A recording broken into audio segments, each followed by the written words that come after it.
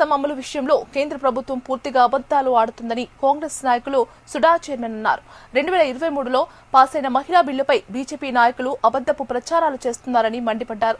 మహిళలపై మీకు చిత్తశుద్ది ఉంటే ఆ బిల్లును అప్పుడే ఎందుకు అమలు చేయలేదని ప్రశ్నించారు. మహిళా బిల్లును అడ్డం పెట్టుకుని డీలిమిటేషన్ దానికి జోడించి అసత్యపు ప్రచారాలు చేస్తున్నారని, మహిళలు దీన్ని గమనించాలని కోరారు. మహిళా బిల్లుపై రాద్ధాంతం చేస్తున్న బీజేపీ నాయకులు మహిళా బిల్లు విషయంలో ఎందుకు నిజాలు చెప్పడం లేదని ప్రశ్నించారు. మహిళా బిల్లు పేరుతో రాజకీయ పబ్బం గడుతున్న బీజేపీ నాయకులకు ఏమాత్రం చిత్తశుద్ది ఉన్నా డీలిమిటేషన్ కు సంబంధం లేకుండా రిజర్వేషన్ అమలు చేయాలని డిమాండ్ చేశారు. మహిళా బిల్లు పేరు మీద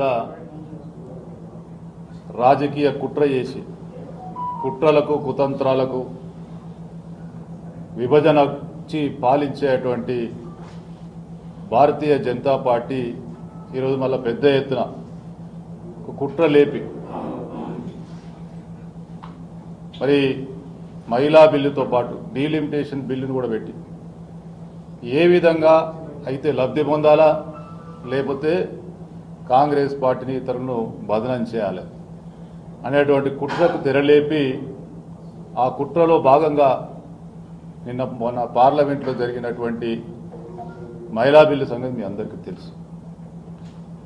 దక్షిణాది రాష్ట్రాలకు అన్యాయం జరిగే పరిస్థితి ఉందని చెప్పి ఒకవైపు గొంతెత్తి చెప్తా ఉంటే సిగ్గు లేకుండా ఈ దక్షిణాది రాష్ట్రాలకు ముఖ్యంగా కరీంనగర్ సంబంధించినటువంటి బీజేపీలు కూడా దిష్టిబొమ్మ తగలబెట్టి అంటే ఏ పార్లమెంటు సంబంధించి మరి పార్లమెంట్ కాన్స్టిట్యున్సీస్ ఏదైతే తక్కువై కేవలం 4-5 రాష్ట్రాలలో వాళ్ళు ప్రాతినిధ్యం పొంది ఉత్తరాదికి సంబంధించినటువంటి రాష్ట్రాల్లో ప్రాతినిధ్యం పొంది ఈ దేశాన్ని నడిపించాలనేటువంటి దురుద్దేశంతో దుర్బుద్ధితో చేసినటువంటి కుట్ర సిగ్గు లేకుండా ఇక్కడ సంబంధించినటువంటి పార్లమెంటు సభ్యుల యొక్క అనుచరులు దిష్టిబొమ్మలు తగలబెట్టి మరి మనకు అన్యాయం జరుగుతూ ఉంటా కూడా